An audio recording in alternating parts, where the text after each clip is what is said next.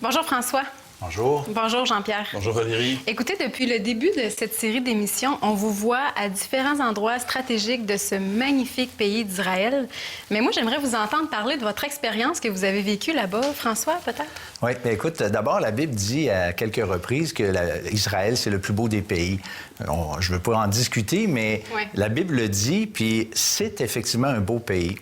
Mais moi, après pratiquement 40 ans de lecture biblique sur une base quotidienne, depuis en fait que j'ai expérimenté la nouvelle naissance, je lis toujours la Bible.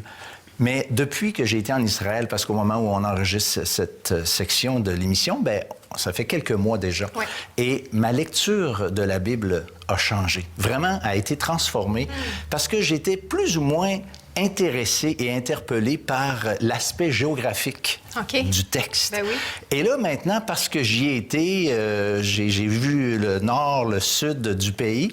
Puis là, à chaque fois là, que je lis un texte, il faut absolument dans ma tête que je le situe, puis je me suis laissé prendre ou surprendre à aller dans les cartes, parce que là, ça, je savais pas c'était où, et là, je me reconnais pas. Ça devenait soudainement intéressant. Oui, parce que tu vois, j'ai été là, puis là, il faut que je fasse des liens. Et puis ça m'allume, tu sais, ça a transformé mon quotidien, au fond, puisque je lis la Bible sur une base quotidienne. En réalité, quand on lit la Bible, tu sais, je veux dire, de notre côté à nous, là, on fait travailler notre imagination, on imagine les endroits, tu sais, parce qu'on n'a jamais été là. On n'a pas d'image. Mais lorsqu'on arrive dans les endroits véritables, alors là, ça change. C'est la réalité et on n'est pas déçu. Tu sais, des fois, la réalité nous déçoit, mais là, ça nous déçoit pas. Au contraire, ça nous allume parce que c'est vraiment réel. Et puis, on dirait que ça a une influence bénéfique sur notre foi. On dirait que c'est vrai, la Bible. Ce que j'ai lu, c'est vrai. Je vois les événements, je vois les places, je vois les endroits et tout concorde, tu sais, avec les textes que nous avons dans les Écritures.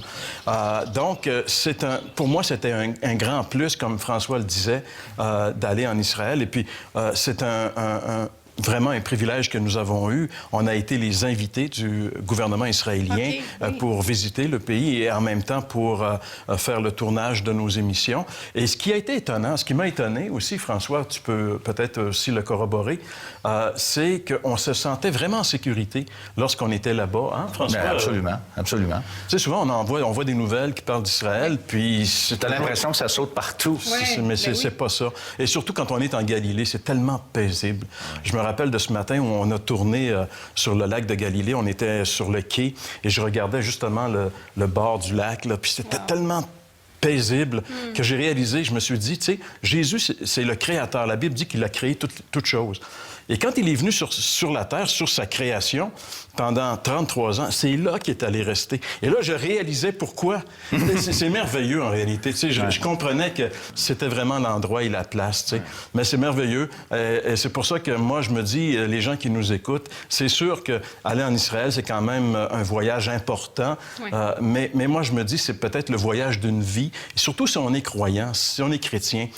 J'écoutais une émission de télévision l'été dernier où il y avait une animatrice qui est très populaire ici au Québec, qui voyage un petit peu partout à travers le monde. Puis elle est allée en Israël, puis elle parlait de ses émotions sur son voyage en Israël. Et c'est étonnant, j'aimais l'entendre parler parce que même si elle se dit chrétienne, mais pas, tu sais, convaincue comme les gens qu'elle a vus, elle a senti, elle a dit, il y a quelque chose là. Il y a quelque chose qui nous dépasse quand on est là, tu sais. Surtout si on a un arrière-plan chrétien, tu sais. Et c'est étonnant parce que l'animatrice de l'émission lui disait, oui, mais t'es allé aux Indes et t'as visité ça. Oui, mais elle dit, les Indes, c'était pas chez nous. Là, c'était chez moi. Et c'est ça, on se sent chez nous dans ce pays-là. Hein, François? Moi, il y a une chose aussi, Valérie, si tu permets. Les pierres du temple qui a été détruit en l'an 70 de notre ère, donc un peu moins que 2000 ans, il y a de ces pierres qui ont été jetées en bas, le temple, par les Romains. Et puis ces pierres-là sont encore là exprès, on les a laissées en place. Et là, moi, j'ai vu ça, tu sais, Jean-Pierre aussi, bien sûr, mais moi, ça m'a impressionné, ça, de voir ces pierres qui sont là depuis presque 2000 ans, qui ont tombé suite à la destruction de Jérusalem qui avait été annoncée par le Seigneur Jésus là, de son vivant à cause de l'abandon de leur Dieu. C'est des choses qui frappent l'imaginaire. C'est vraiment impressionnant. En tout cas, moi, il y a beaucoup de choses qui m'ont marqué, là. Les deux trésors de l'humanité, finalement, Valérie, la Bible, Oui. qui est le trésor numéro 1 de l'humanité, vient d'Israël. En fait, je dirais Israël, 98% des histoires bibliques se sont déroulées en Israël, sauf les histoires de Babylone. Mais aussi, le plus grand de tous les trésors de l'humanité, c'est le Seigneur Jésus-Christ, qui vient d'Israël.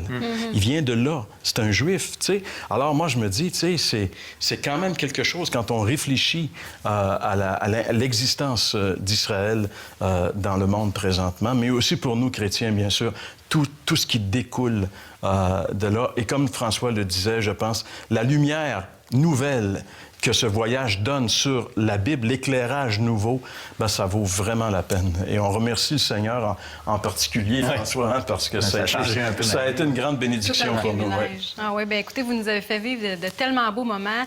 Toute l'équipe a tourné de tellement belles images. C'est vraiment un privilège de vous accompagner un peu dans ce voyage-là. On aimerait ça que tu viennes, Valérie. Ben oui, une autre fois. En tout cas, ça donne le goût. Ça donne vraiment le goût. Merci beaucoup pour ces bons moments, messieurs.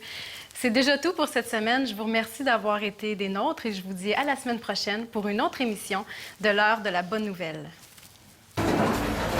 Nous sommes dans le tunnel des Cananéens. Ce tunnel amenait l'eau à la ville de Jérusalem avant que David prenne la ville.